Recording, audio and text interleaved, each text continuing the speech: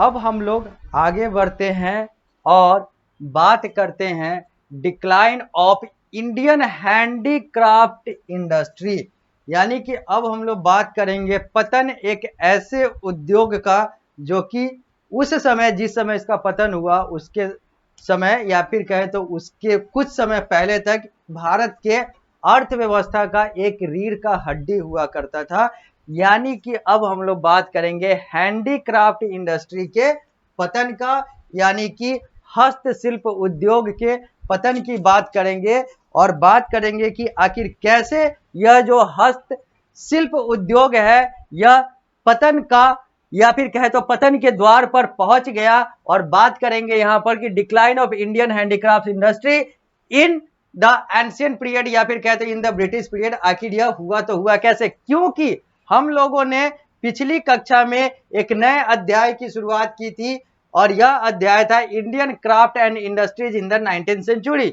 और हम लोगों ने वहां पर बहुत सारी बातें की थी और हम लोगों ने कहा था कि जब हम लोग अगली क्लास में यानी कि क्लास नंबर 2 में आएंगे इस अध्याय के, तो हम लोग बात करेंगे decline of Indian handicraft industry की। तो बात करते हैं, शुरू करते हैं। लिखा हुआ है डिक्लाइन के बारे में, the 18th century witness the political crisis in India. अगर हम लोग भारत की बात करें तो भारत में 18वीं शताब्दी में भारत में राजनीतिक असंतुलन या फिर कहें तो राजनीतिक जो है उथल पुथल हो गया राजनीतिक तौर पर। The Mughal empire started disintegrating after the death of Aurangzeb. The state machinery crumbled and could not protect the mercantile community as before, and art, craft, trade and industry declined. क्या हुआ, जैसा कि हम लोगों ने पहले the creation of an empire में देखा था, मुगल शासन के बारे में जब बात की थी तो देखा था कि कैसे बाबर से शुरू होने वाला एक शासन औरंगजेब के मृत्यु के बाद टूट सा जाता है। हालांकि शासक तो और भी बनते हैं, मुगल शासक औरंगजेब के बाद भी बनता है, लेकिन औरंगजेब की मृत्यु के बाद मुगल शासन का डिक्लाइन हो जाता है। और यह सारी बातें वही 1707 की है जो कि 18वीं शताब्दी का हिस्सा बनता है। और सबसे अंतिम मजबूत मुगल शासक औरंगजेब के मृत्यु के बाद जो भारत का जो पॉलिटिकल सिनेरियो है, भारत का जो राजनीतिक परिदृश्य था या फिर भारत ही जो था वो अलग अलग तरीके से कहें तो टूट सा गया था, या फिर कहें तो जो एक तरीके से बंधा हुआ था वो अब अलग अलग तरीके से अलग अलग हो गया था। और भारत में अलग अलग उद्योग जो है वो डिक्लाइन की तरफ यानी कि पतन की तरफ जा रहे थे, चाहे वो आर्ट यानी कि कला की बात करें, क्राफ्ट यानी कि शिल्प की बात करें, या फिर और सारे ट्रेड और इंडस्ट्री की बात करें यानी कि व्यापार और उद्योग की बात करें।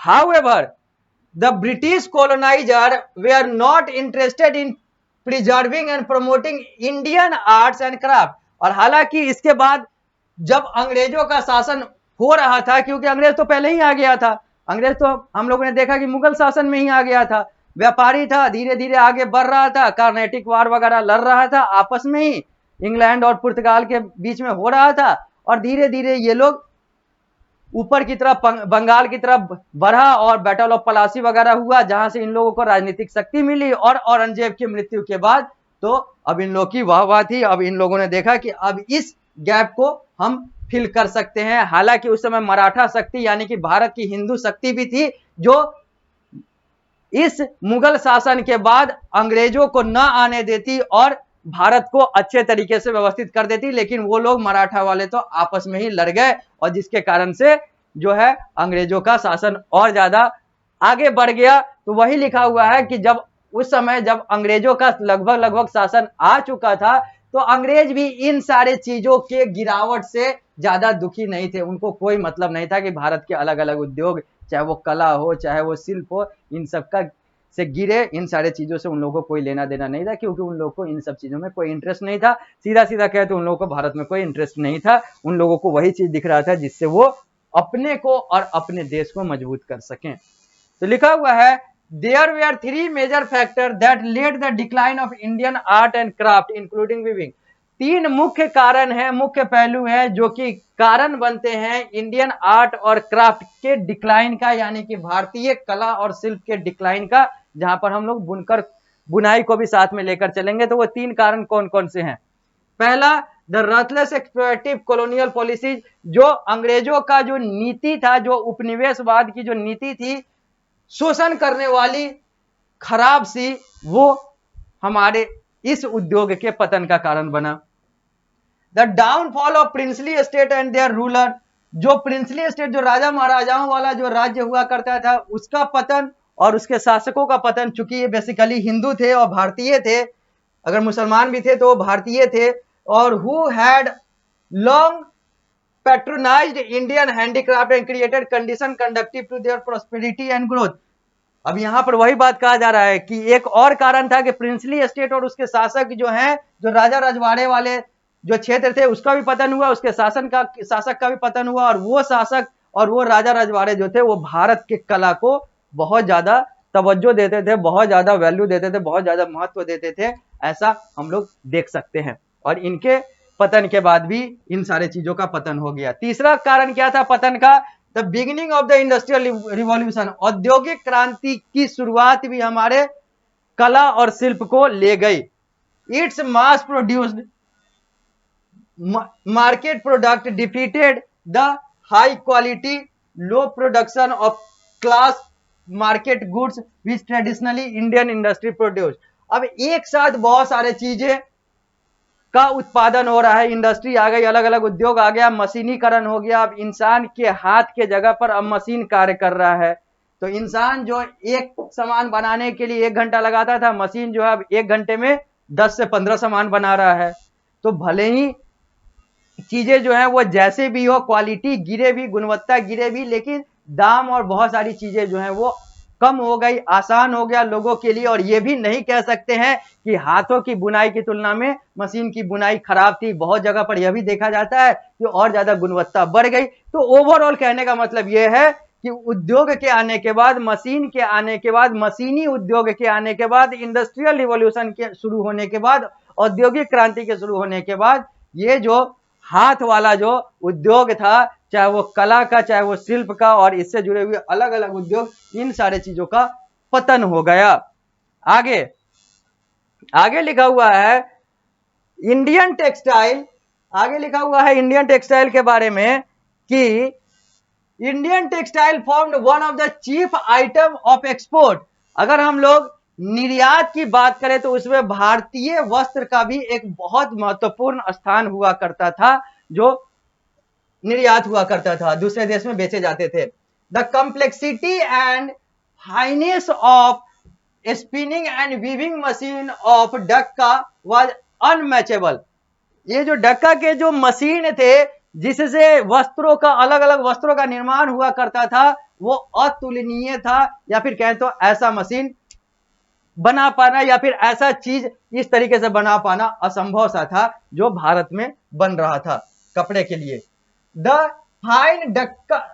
Fine डक्का Muslim was in great demand all over the world. और ये जो इन सारे चीजों से, जो कपड़े से जुड़े हुए जो डक्का मुस्लिम थे, ये पूरे दुनिया में इनकी मांग बहुत ज्यादा थी, क्योंकि इनका काम जो है वो बहुत सुंदर सा था।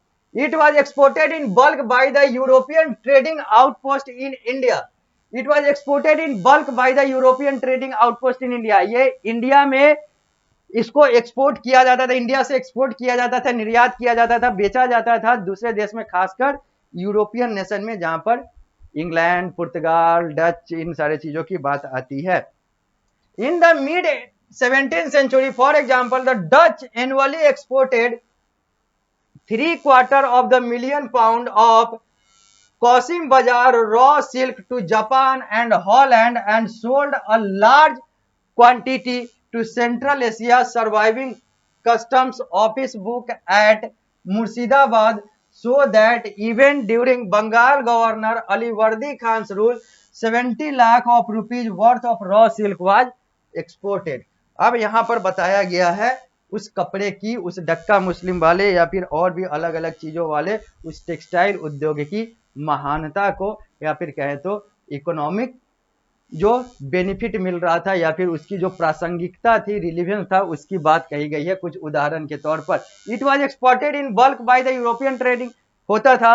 यहाँ पर 17वीं शताब्दी की बात करें तो जो डच लोग थे वो भी इसको बहुत बड़ी मात्रा में एक्सपोर्ट करते थे। मिलियन पाउंड ऑफ कॉस्मी बाजार, जो कॉस्मी बाजार का रॉ सिल्क, कच्चा सिल्क था, वो जापान को भेजते थे, हॉलैंड को भेजते थे, और लार्ज क्वांटिटी जो डच थे वो सेंट्रल एशिया को भेजते थे। जो सर्वाइविंग कस्टमर थे office book at Murshidabad so that, और सेंट्रल एशिया को भेजते थे। और आगे लिखा फुल स्टॉप के बाद है, यहाँ फुल स्टॉप छूटा हुआ है, surviving customs office book at Murshidabad, जो सेंट्रल एशिया सर्वाइविंग के हो गया। और यहाँ पर जो कस्टम ऑफिस बुक जो मुर्शिदाबाद में था वो यह बताता है, सर्वाइविंग कस्टम ऑफिस बुक जो अभी का है, जो मुर्शिदाबाद में अभी जो कस्टम ऑफिस बुक जो पड़ा हुआ है, वो बताता है कि even during Bengal governor Ali Vardi Khan rule, यहां तक कि अली वर्दी खान जो बंगाल का गवर्नर हुआ करता था उसके शासन में भी 70 लाख ऑफ रुपीज, उस समय 70 लाख रुपया वर्थ ऑफ रॉ सिल्क, उतना का रॉ सिल्क वाज एक्सपोर्टेड, बेचा जाता था दूसरे देशों को। यानी कि ये महत्व था, यह महत्वता थी, यह रिलीवेंस था, यह प्रासंगिकता था हमारे टेक्सटाइल इंडस्ट्री का उस समय पूरे दुनिया के लिए, पूरे विश्व के लिए, पूरे संसार के लिए। ये जो है एक चित्र दिखाया गया है, इस चित्र में कुछ महिलाएं हैं जो बताया गया है कि ये इंडियन मुस्लिम है, ये भारत की महिलाएं हैं। अभी हम लोग और भी बहुत सारी बातें करनी है, इनके बारे में भी बात करेंगे। डक्का मुस्लिम की बात की ही, अभी हम लोग पृष्ठ संख्या 44 पर हैं। अभी हम लोग बात करेंगे डिस्पाइट द हॉस्पिटैलिटी, और भी बहुत सारी बातें करेंगे। अभी हम लोग को फैक्ट फाइल भी देखना है, आवर इंडस्ट्रियलाइजेशन की भी बात करनी है, दादा भाई नेहरू जी की भी बात करनी है, और भी बहुत सारी बातें करनी है। अभी तो हम लोग इस अध्याय को लगभग सा शुरू ही किए हैं। तो मिलते हैं हम लोग अगली कक्षा में, क्योंकि इस कक्षा में अब हम लोग ज्यादा आगे नहीं बढ़ेंगे, इस कक्षा को यहीं पर देंगे विराम। जब मिलेंगे अगली कक्षा में तो यही चित्र और यही डिस्पाइट द हॉस्टिलिटी वाली चीजों के साथ हम लोग कक्षा की शुरुआत करेंगे, अगली कक्षा की शुरुआत करेंगे।